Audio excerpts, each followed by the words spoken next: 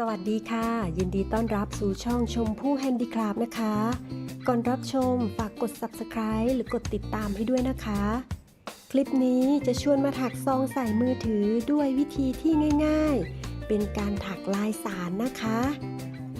โดยกระเป๋าใส่มือถือใบนี้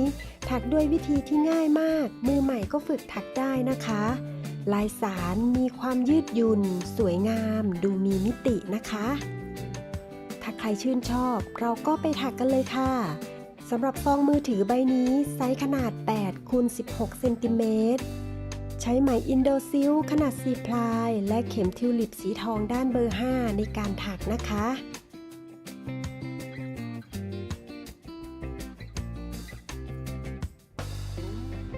เริ่มต้นให้ถักโซ่ขึ้นมา19โซ่พันเข็มและทำปมตรงนี้นับเป็นโซ่ที่1นะคะ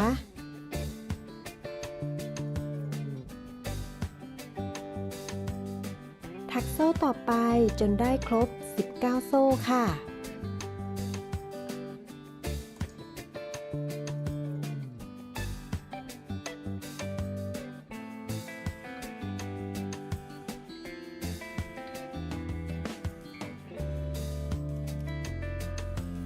เมื่อถักมาได้ครบ19โซ่ให้จับโซ่สุดท้ายไว้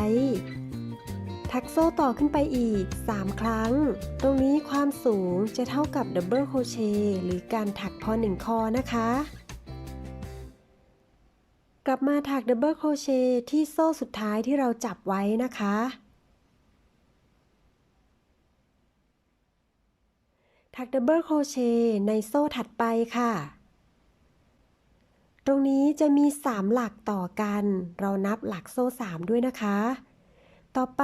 ถักโซ่1ครั้งข้าม1หลักหรือ1โซ่ไปถักดับเบิลโครเชต์โซ่ละ1ครั้งต่อกัน3โซ่ค่ะ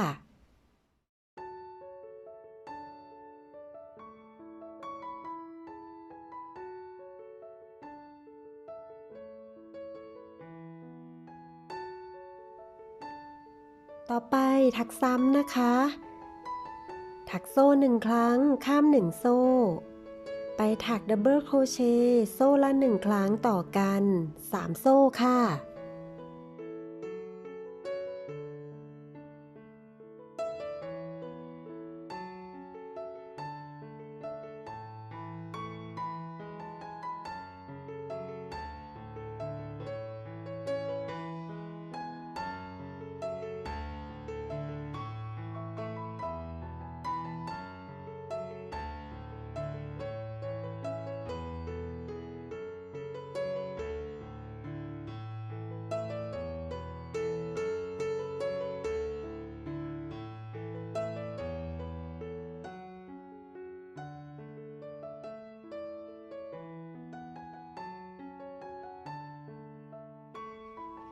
ถักมาจนใกล้สุดแถวตอนนี้ได้5ช่วงลายนะคะ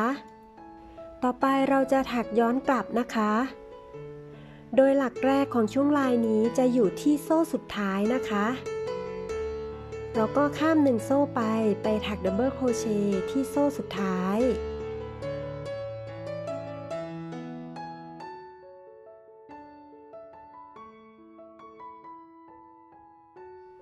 จากนั้นก็ถักย้อนกลับ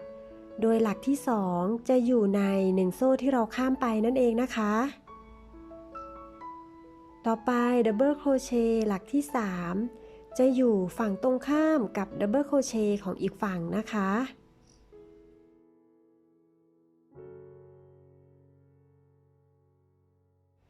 จากนั้นถักโซ่1ครั้งข้าม1หลักเหมือนเดิมนะคะไปถักดับเบิลโครเชต์3ครั้งต่อกันค่ะ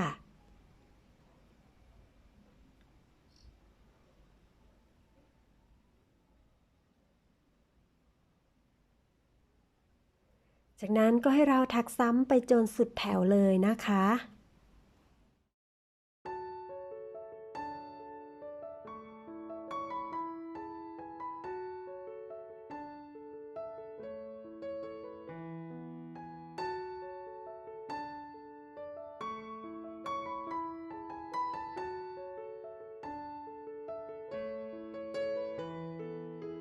จ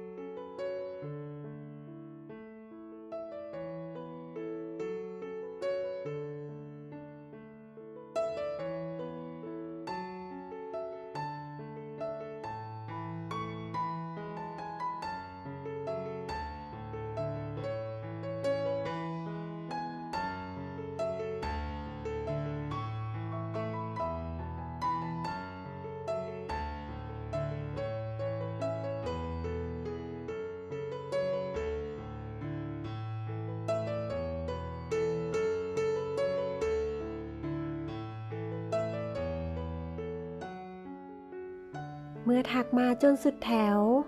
ถักโซ่1 ครั้ง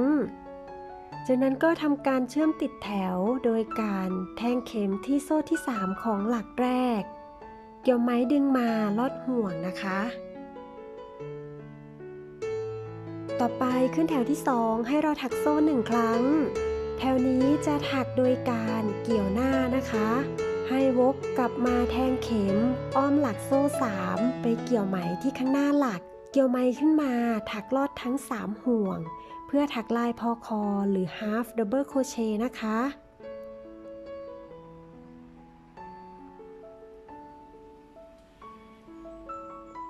ถัก half double crochet หลักละ1 ครั้งต่อกันทั้ง3หลักเลยนะคะ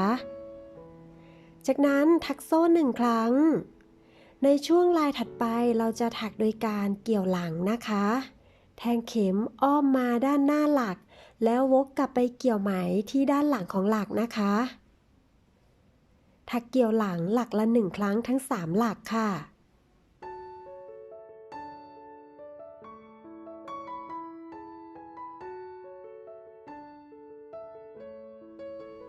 ช่วงลายถัดไปถักโซ่1 ครั้ง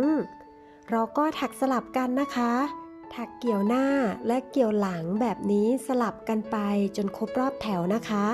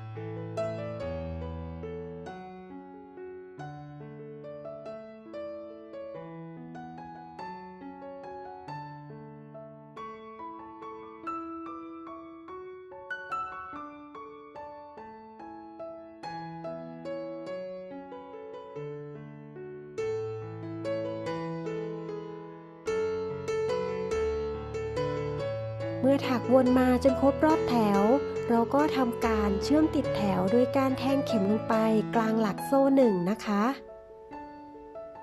เกี่ยวไหมดึงมาลอดห่วงถักโซ่1 ครั้งเพื่อขึ้นต้นแถวใหม่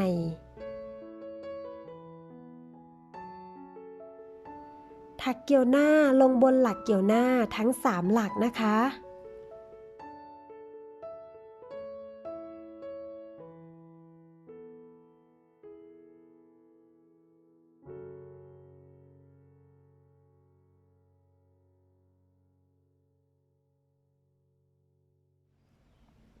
ถักโซ่1 ครั้ง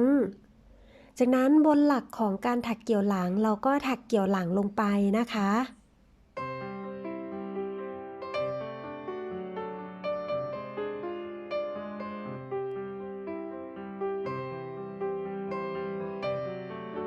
ถักสลับกันไปแบบนี้วนไปจนครบรอบแถวเลยนะคะ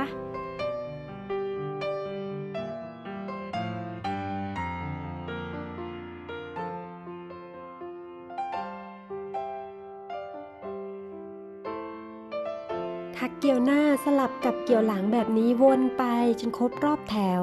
และเราจะถักซ้ำในแพทเทิร์นนี้ต่อกัน3 แถวนะคะ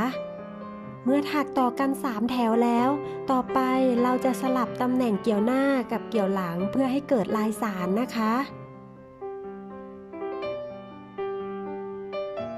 ตรงนี้ถักมาจนถึงหลักสุดท้ายถักโซ่1แล้วเราก็ทำการเชื่อมติดแถวนะคะจากนั้นถักโซ่1 ครั้งเพื่อขึ้นต้นแถวใหม่หลักแรกเราได้ถักเกี่ยวหน้าต่อกัน3 ครั้งแล้วในแถวนี้เราจะถักเกี่ยวหลังต่อกัน3 ครั้งแทนนะคะ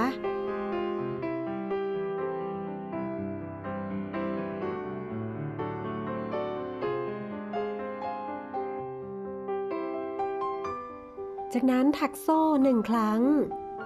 ต่อไปเป็นช่วงลายของการถักเกี่ยวหลังเราก็ถักเกี่ยวหน้าค่ะ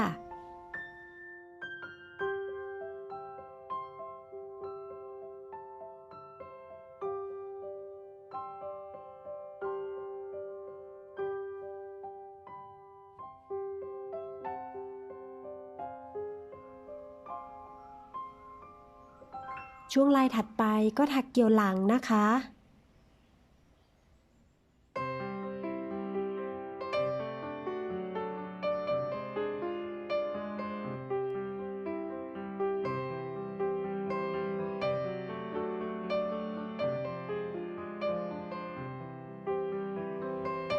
ให้เราถักสลับกันแบบนี้วนไปจนครบรอบแถว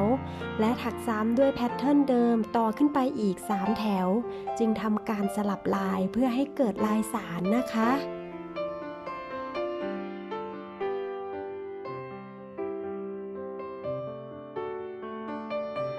ตรงนี้ได้ถักซ้ำแพทเทิร์นเดิมต่อขึ้นมา3แถวแล้วนะคะเดี๋ยวจะถักให้ดูการขึ้นต้นแถวใหม่เมื่อเราสลับลายอีกครั้งหนึ่งนะคะถักโซ่1ครั้งตรงนี้เป็นหลักที่เราเกี่ยวหลังเราก็ถักเกี่ยวหน้าต่อไปอีก3หลัก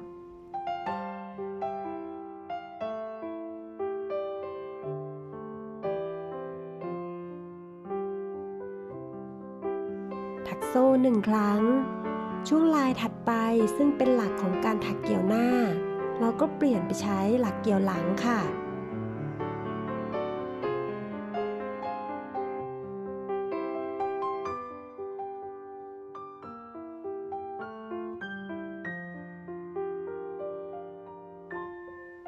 จากนั้นก็ถักสลับลายกันนะคะ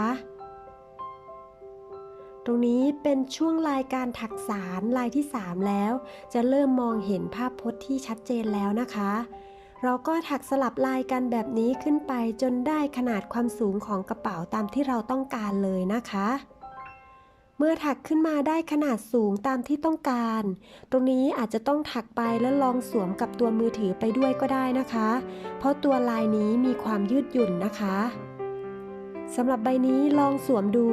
หรือวัดดูแล้วได้ขนาดประมาณ14เซนติเมตรจากนั้นจะถักเก็บขอบปากกระเป๋าด้วยการถักควักธรรมดาหรือซิงเกิลโครเชต์วนไปอีก3แถวนะคะ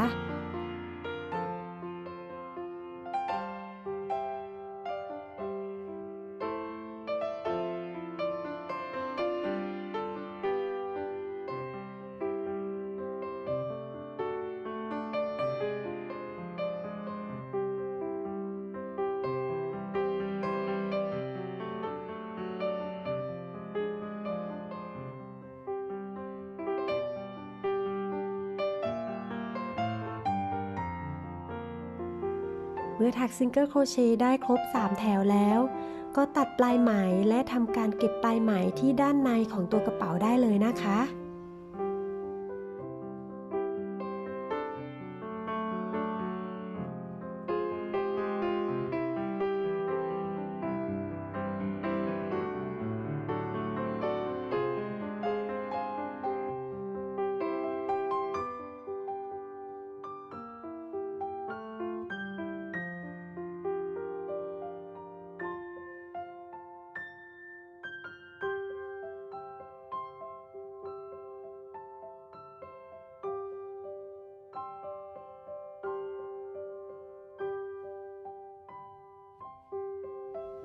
เสร็จเรียบร้อยค่ะกระเป๋าใส่มือถือลายสานเก๋ๆของเรานะคะ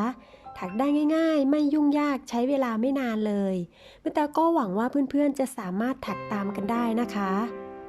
ถ้าเพื่อนๆชื่นชอบคลิปนี้อย่าลืมฝากกดไลค์ให้แม่แต่ด้วยและอย่าลืมฝากกด Subscribe หรือกดติดตามเพื่อรับชมคลิปใหม่ๆก่อนใครจากช่องชมพู่แฮนดี้คราฟต์ด้วยนะคะเจอกันคลิปหน้าค่ะสวัสดีค่ะ